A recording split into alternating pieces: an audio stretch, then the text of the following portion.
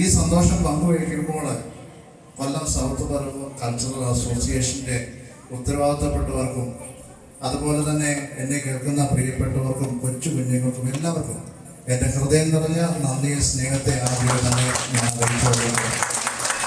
ഞാനും ഇതുപോലെ തന്നെ പ്രവാസ ജീവിതത്തിന് തുടക്കം കുറിച്ചതായ ഒരനുഭവം പറയുകയാണെന്നുണ്ടെങ്കിൽ നമുക്കറിയാം, പ്രവാസം എന്ന് പറഞ്ഞു കഴിഞ്ഞാൽ ജീവിതം പച്ചപിടിക്കാനെ കൊണ്ട് വേണ്ടി പച്ചപ്പ് തേടി നമ്മൾ ഇറങ്ങുന്നത് പച്ചില പോലും കിളിക്കാത്ത സ്ഥലത്തല്ലല്ലോ എന്ന് ഓർക്കുമ്പോൾ ഉള്ളിൻ്റെ ഉള്ളിൽ ആദ്യം ഉണ്ടാകുന്ന ഒരു ഭയമാണ്.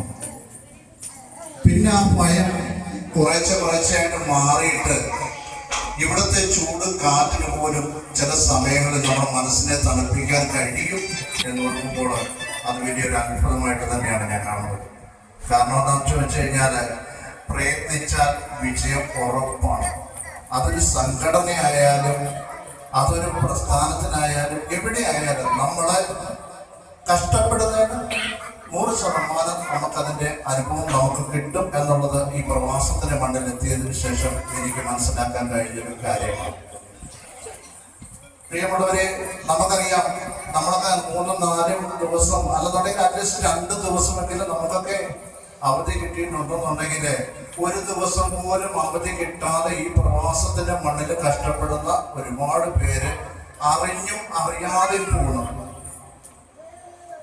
അവരെയൊക്കെ നമ്മൾ അറ്റ്ലീസ്റ്റ് കാണുവാണെന്നുണ്ടെങ്കിൽ അവരോട് അവരുടെ ജീവിതത്തെ കുറിച്ച് അന്വേഷിച്ചില്ലെങ്കിലും സുഖമാണോ എന്നൊരു ചോദ്യം നമ്മൾ ചോദിച്ചിട്ടുണ്ടെങ്കിൽ അവരുടെ മനസ്സിൽ അന്നത്തെ ദിവസം നമ്മളായിരിക്കും ഓർമ്മ. അതാണ് നമ്മൾ പ്രവാസികൾ ചെയ്യേണ്ട ഏറ്റവും വലിയ കാര്യം. മറ്റുള്ളവരെ കാണുമ്പോൾ മുഖം തിരിക്കാതെ മറ്റുള്ളവരോട് സുഖമാണോ അല്ലെങ്കിൽ എന്തുകൊണ്ട് വിശേഷം എന്നുള്ളത് ചോദിക്കുക എന്നുള്ളതാണ് ഏറ്റവും വലിയൊരു കാര്യം എന്ന് പറയുന്നത്. ഈ കഴിഞ്ഞ ദിവസം ഞാനൊരു പുസ്തകം വായിച്ചു, എല്ലാവരും വായിച്ചിട്ടുണ്ടായിരിക്കാം. അരുന്ധതി എഴുതിയ കുഞ്ഞു കാര്യങ്ങളുടെ ഉടയതന്ത്രം എന്ന് പറയുന്ന പുസ്തകം എല്ലാവരും വായിച്ചിട്ടുണ്ടായിരിക്കും. പക്ഷേ അതിൻ്റെ വിവർത്തനം മലയാളത്തിലേക്ക് നമുക്കറിയാം, അത് ഇംഗ്ലീഷിൽ എഴുതിയ പുസ്തകമാണ്, the God of small things എന്ന് പറയുന്നത്.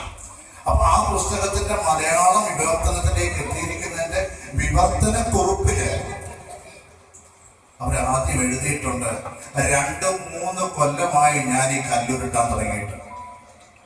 എന്നാൽ ഇത് എവിടെ ചെന്ന് തീരുമെന്നോ ഇതിന്റെ അവസാനം എന്തായിരിക്കുമെന്നോ എനിക്കറിയില്ല.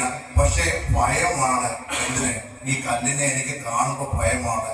ഉരുട്ടാനെ കൊണ്ട് തള്ളാനെ കൊണ്ട് എനിക്ക് പേടിയാണ്. കാരണം ഞാൻ അത് എഴുതിയ രീതിയിൽ തന്നെ പറയുന്നില്ല, വായിച്ച് വെച്ച് പറയണം, എനിക്ക് പേടിയാണ്. എന്നാലും ഉള്ളിന്റെ ഉള്ളിൽ ഒരു വാശി, ആ വാശിയാണ് ഞാനിതിനെ കംപ്ലീറ്റ് ചെയ്തിരിക്കുന്നത്.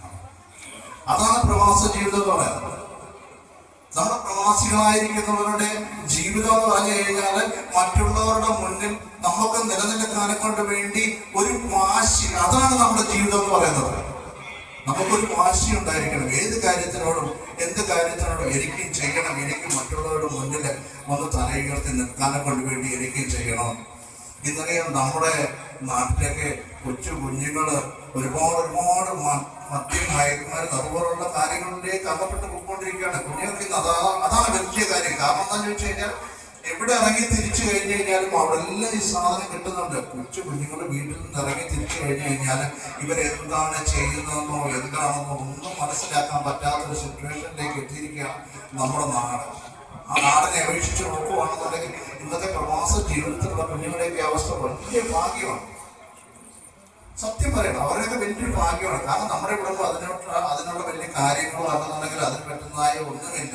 നമുക്ക് പഠിക്കണം, മുന്നോട്ട് പോകണം, അങ്ങനെ വലിയൊരു ആളായി തീരണം എന്നുള്ളത്. ഞാൻ പലരോട് സംസാരിക്കാറില്ല, കുഞ്ഞുങ്ങൾ എന്താണ് ഇനി അടുത്ത പ്ലാൻ എന്നുള്ളതിനെ പറ്റി പലരോട് ചോദിക്കുമ്പോൾ അവർക്ക് ഒരുപാട് നല്ല നല്ല കാര്യങ്ങളാണ് പറയുന്നത്. പക്ഷെ നമ്മുടെ നാട്ടിലേക്ക് തിരിഞ്ഞ് നോക്കിക്കഴിഞ്ഞു കഴിഞ്ഞാൽ അവിടെയൊക്കെ ഒരുപാട് കുഞ്ഞുങ്ങൾ ഇന്ന് മദ്യത്തിനും മയക്കുമരുന്നിനും അടിമയായി തീർന്നിട്ട് കുടുംബങ്ങളിൽ വളരെ